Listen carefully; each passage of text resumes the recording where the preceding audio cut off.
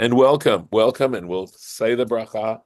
Baruch atah Adonai Eloheinu melech haolam asher kitshanu b'mitzvotav v'tzivanu la'asok b'divrei Torah. Amen. Amen. And by way of introduction for today, I have to say that these parts of Deuteronomy and the Torah are very difficult for me. We are talking here about a situation where someone is seducing another Israelite to believe in an idol, to take them away from their faith in God. And the consequences are disastrous. They are very, very harsh indeed. And in fact, we talk about the Ir Hanidacha. That's a term we use, which refers to a city where the inhabitants are go and worship idols, and where the city itself, where all the inhabitants are killed, man, woman, child, are all destroyed, the animals are destroyed, the cities laid waste, etc. What And about what about the innocent people of that city? well, I would hope that they are removed. Remember, the Torah is talking in large strokes, Harlan. I mean, of course, it's a wonderful question you're asking.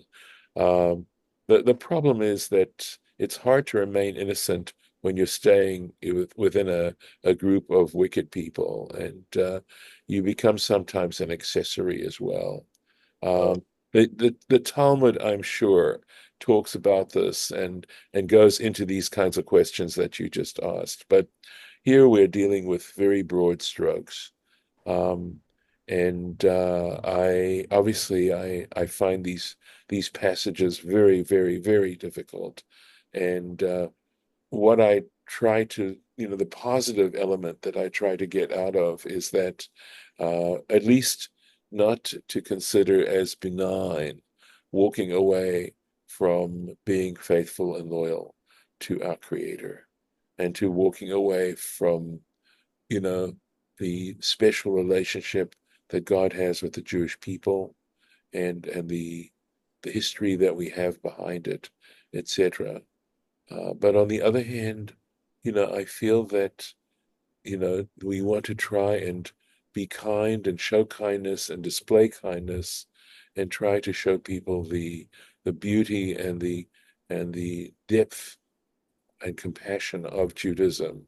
And for these kinds of passages, I see it more as a warning to myself, and not so much to point fingers elsewhere.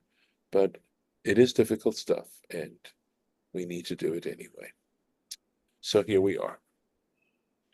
Ki yisidcha achicha, if your brother, ben imecha, the son of your mother, or vincha, or your son, or vitcha, or your daughter, or eshet chekecha, or the wife of your bosom, or reacha, or your friend, asher kenafshecha, who is like your soul. In other words, your closest friend, the Seder secretly, they more saying, and this is Yasidcha, I didn't translate, but you can see I wrote it up here, to entice you, to try to seduce you. Necha v'na'avda Elohim acharim. Let's go and worship and serve other gods. Asher lo yadata, that you've never experienced or know of. Ata, you, nor your ancestors, v'avotecha. So you can see what's being set up right now. So, ki yesitcha, ein hasata, that's the noun. Yesitcha is the verb, ein hasata, ela girui.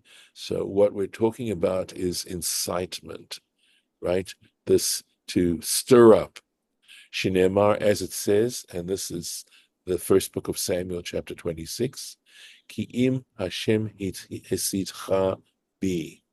So this, I didn't look at the context of this, right? Ki im Hashem could mean unless the Lord had incited you or stirred you up against me. So it's the context, at least, if I'm translating this correctly, would be, you wouldn't have hated me so much. I could conceive of this as David saying this to Saul, and saying to Saul, whom he knew wanted to kill him, that I know that deep in your own soul, Saul, you don't hate me, but that this is something that's part of your illness. It would be a way of saying this is part of the illness that you're experiencing. At any rate, I am speculating. French word, right?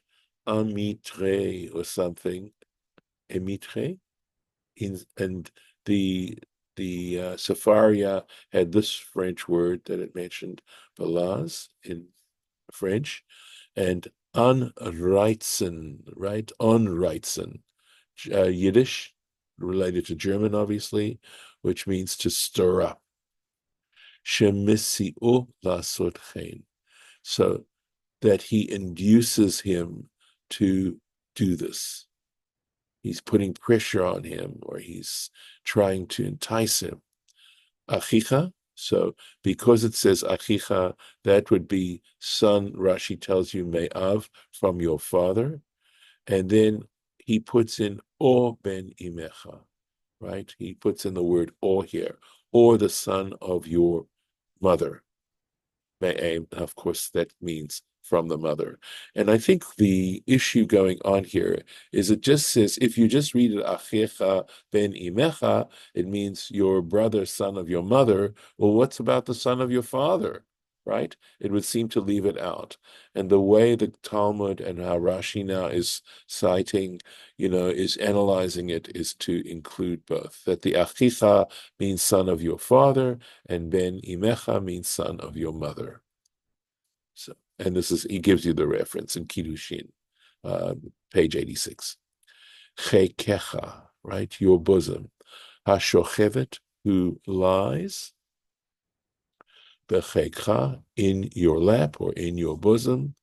Machazika becha, and she attaches herself to you. And here's the French word, apparently affiche. It doesn't look like that in the Hebrew, I must tell you, but it could be that the way Rashi is using the Hebrew or to do the French, there's certain conventions of the Hebrew that are not the way we normally read Hebrew. And in the Yiddish again, anhongend, right? There you see the word hanging, so hanging on. And we have a similar situation, similar interpretation in Ezekiel chapter 43, umechek haaretz, right? Which would mean and going on to say, mi yisud hatakua ba'aretz. Now, this has to be Rashi's interpretation of mechek haaretz. In other words, literally, it would mean the bosom of the earth. And Rashi translates that as from the foundation that is stuck into the earth. Asher kenachshecha, who is like your own soul. Ze avicha, this is referring to your father. Piresh lacha katuv. The verse is explaining to you et hachavivim lacha, right? Since it's saying to you that what it means here is that the text is specifying to you et hachavivim lacha, those that are close to you, those who you love, the ones who are beloved by you. Kal vachomer la'achayrim. So it doesn't need to mention the others, because you could draw an inference that if these very closest people to you, this happens, and the consequences that the Torah is going to mention apply, then it certainly applies to people who are not so beloved by you. Beseter, secretly. Diber hakatuv behoveh. He says scripture is just speaking about the way things normally happen. In other words, it isn't that this is a condition. In other words, that if he talks to you openly, it's okay. It just mentions this because that's the way it usually happens. She'ein divrei masit ela beseter, because generally speaking, the one who's entitled, the words of the one who's enticing take place in secret, because he knows he's telling you to do something wrong. And we know that we tend to try to hide our bad behavior. V'chein Shlomo Omer, right? And likewise, Solomon himself said, and this is in Proverbs, of course, one of the books attributed to Solomon on chapter 7, by Nefesh, by Neshef in the twilight, by Erev at nightfall, Yom, Be'erev Yom. That's a phrase, right? At the end of the day. Be'ishun Laila, in the blackness of light, va'afela, and darkness. So this again in Mishlei, very often it's talking about immoral behavior, that it takes place at that time.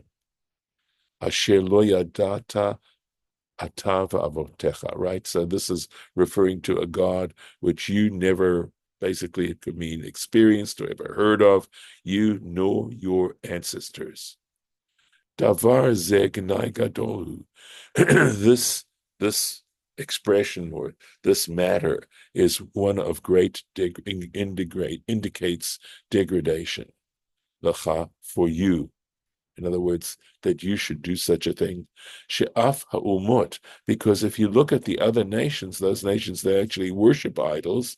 Ein manichim ma shemasru lahem avotechem. They don't set aside what their ancestors taught them or passed on to them. V'zeh omer lacha, and this one's saying to you, Azov ma shemasru lacha avotecha. He's saying to you, set aside what your ancestors have taught you or what your fathers have taught you. So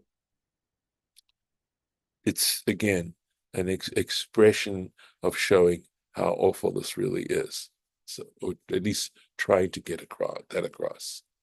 Me Elohei ha'amim, in other words, these gods, the gods of the nations, asher sevivotechem, which surround you, hakrovim elecha, those that are near to you, o harichukim mimeka, or those who are distant from you, miktsei haaretz, from one end of the earth, va'ad ktsei haaretz, to the other end of the earth.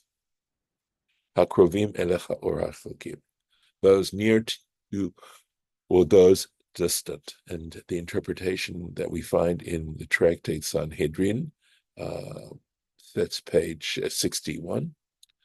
Lama prat krovim urechokim. Why does he specify those near and those far? Elakach hamar hakatuv.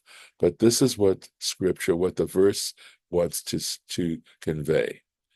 Metivan shel krovim, from the nature of the ones that are close. Atal lomed tivan shel rechokim.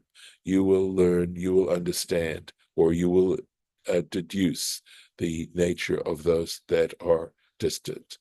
Keshem she'ein mamash bekrovim, as there's no substance to the ones that are close. Kach ein mamash berechokim, so there is no substance to those that are distant. Miktzeh haaretz, from one edge of the earth. And this is from the Sifrei, right? The halachic midrash on Numbers at Deuteronomy. Zo chama ulevana. This is referring to the sun and the moon, utzva hashamayim, and the host of heaven. Shehein mahalchin misof haolam v'ad sofo. Why? Because they traverse one end of the earth to the other end of the earth, or one end of the universe to the other end of the universe. At least the stars certainly would appear to do so. Okay. But again, if you're looking at it from the point of view of the earth, then they would appear to do that. Going on. Lo tovelo, you should not favor this person. Velo tishma alav, you shall not pay attention to what he's saying. Velo tachos einecha alav, you should show no pity on him, right?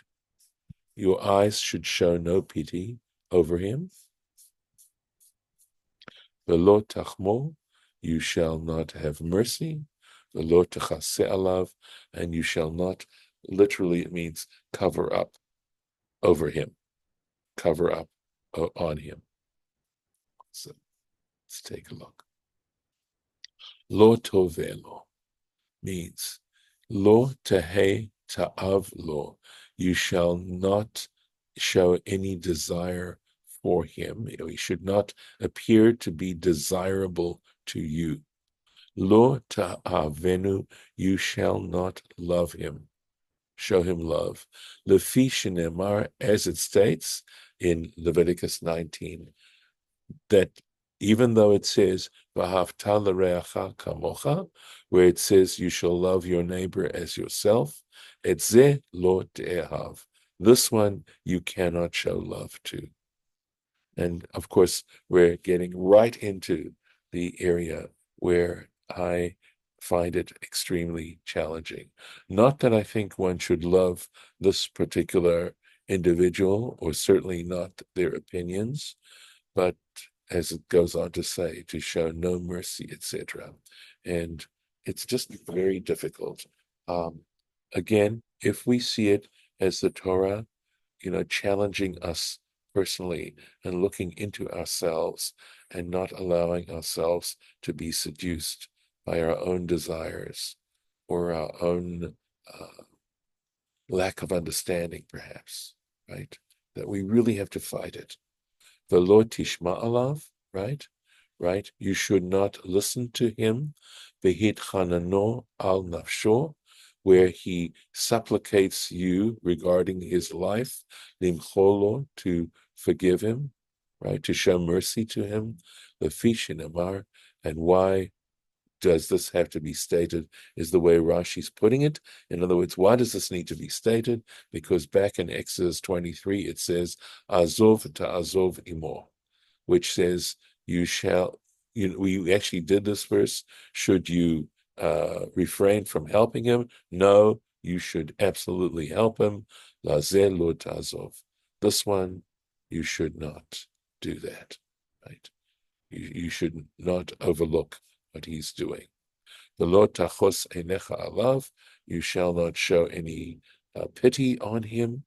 Lefi shenemar, and again, Rashi's saying it's an interesting sort of idea that because the reverse is said elsewhere, that's why the Torah has a need to say it here, so that we realize that there's an exceptional case and that these are exceptional cases.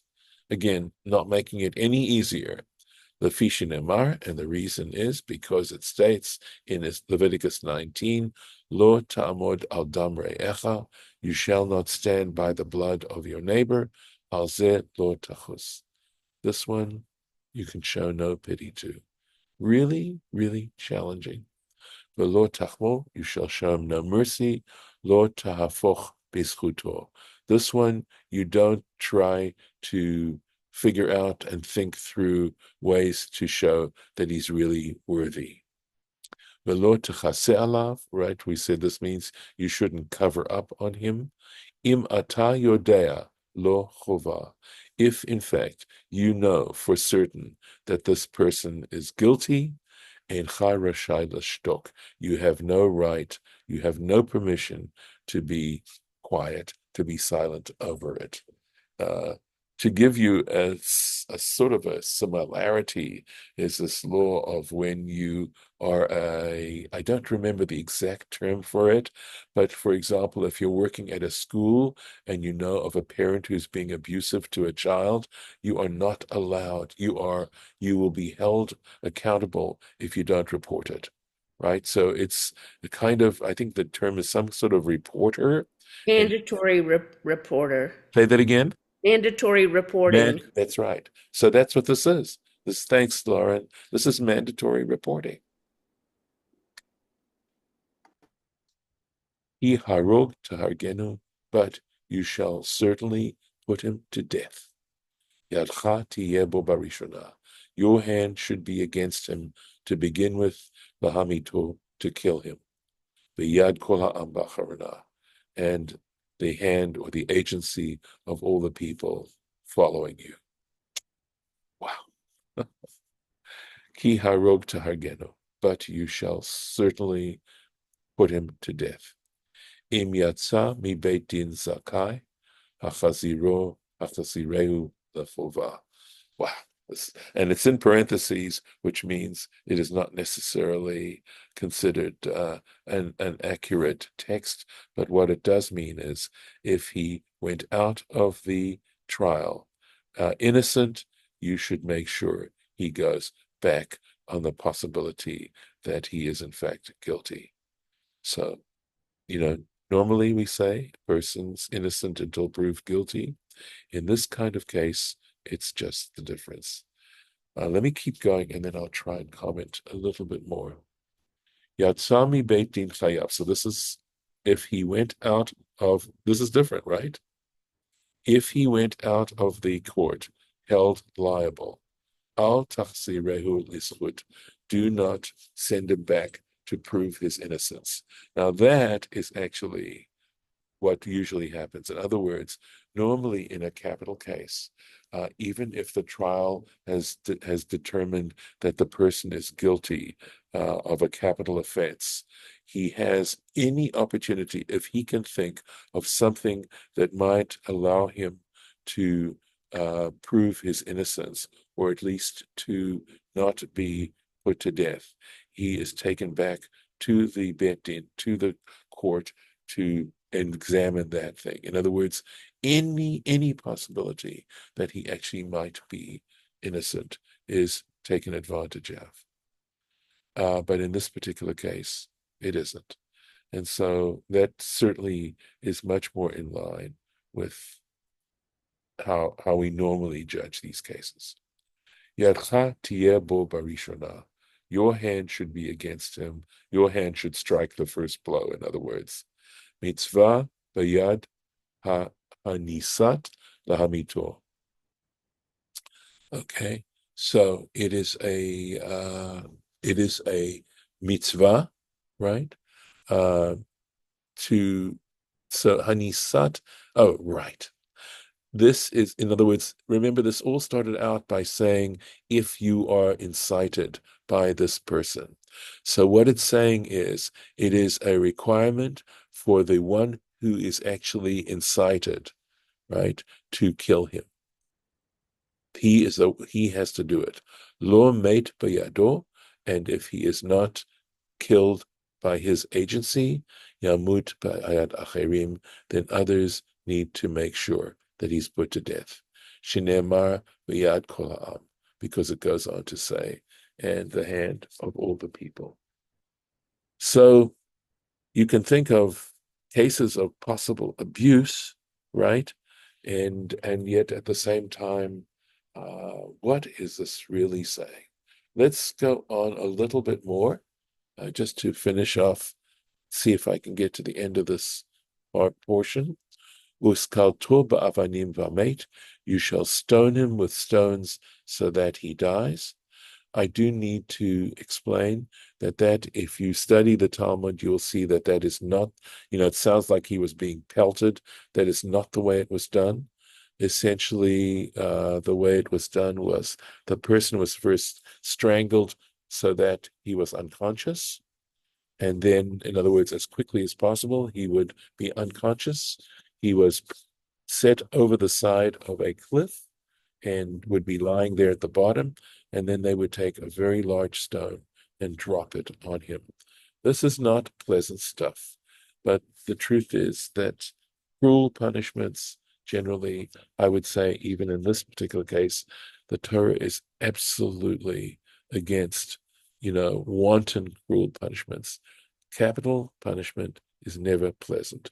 It's never, never something that one looks towards, but to be done in a way that is as quick and as painless as possible.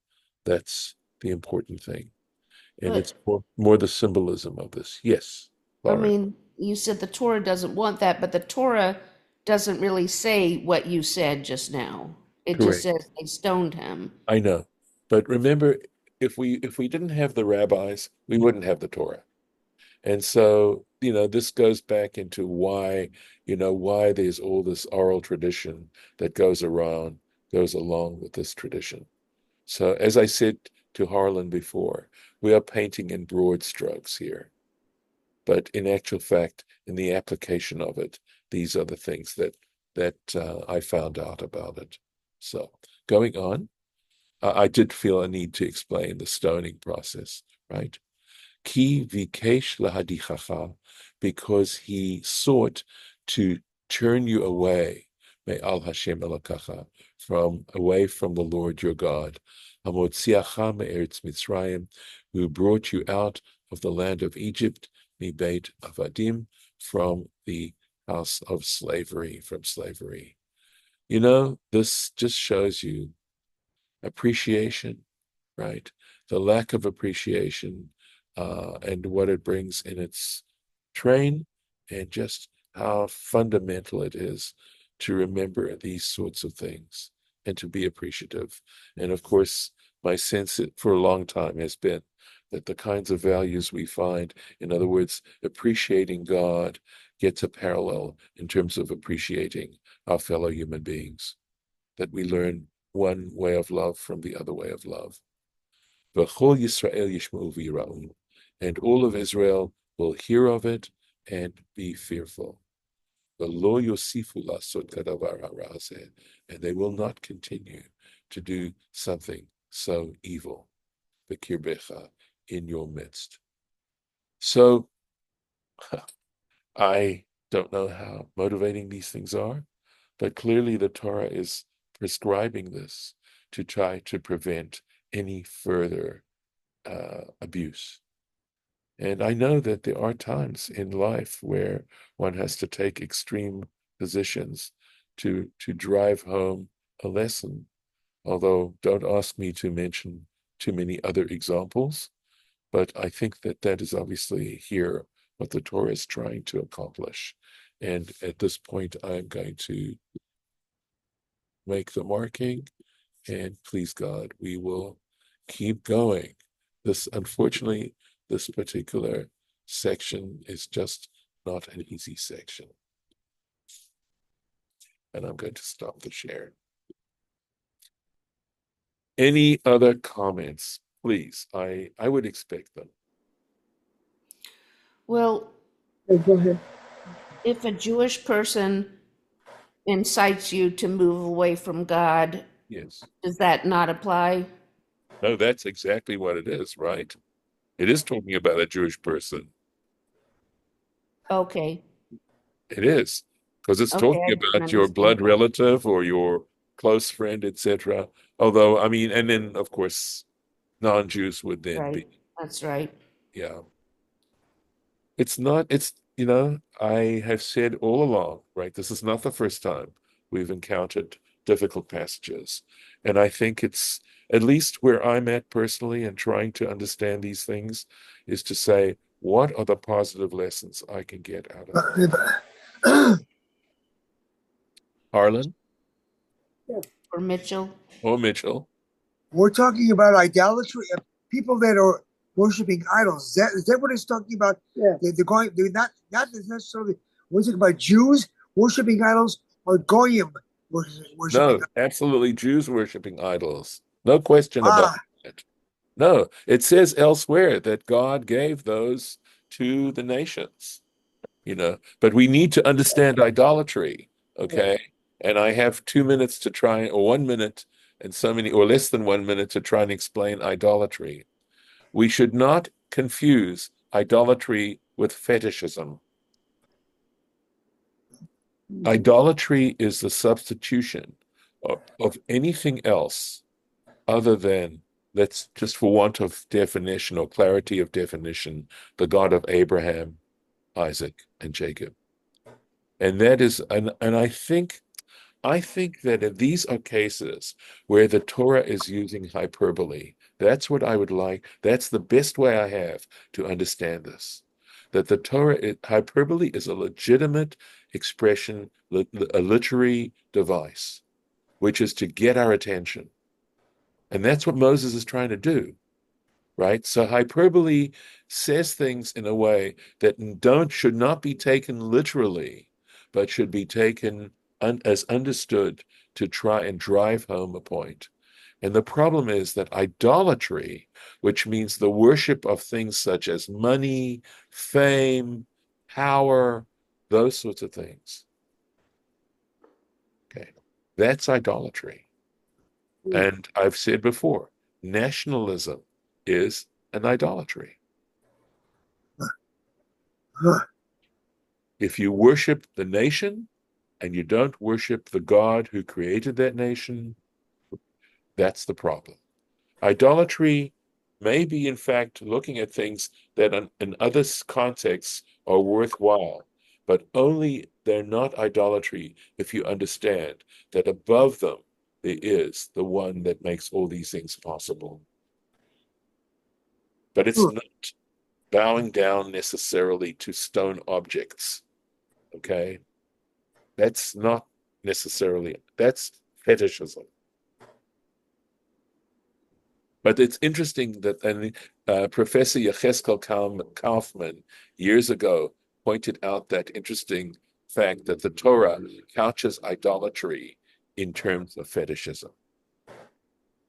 But I think, again, that the reason why the Torah does that, I'm going to suggest, is that the reason the Torah does that is because it shows how of little value that is. Let's be honest about it. People who have wound up being lured away to worship these particular things very often find great tragedy in their lives. So again, not Explain more, necessarily. Sorry, go ahead, please, could you Judith. explain more about fetishism? I haven't heard it contrasted this way before. Yeah, yeah. Kaufman makes this point. By the way, before I end the session, I do want to say that I'm not necessarily talking about agnosticism or things like that. Okay. Um, I really actually feel sorry for, people who like to broadcast their atheism. But I think that that's, in fact, at least in the context that I understand it, allows room for debate.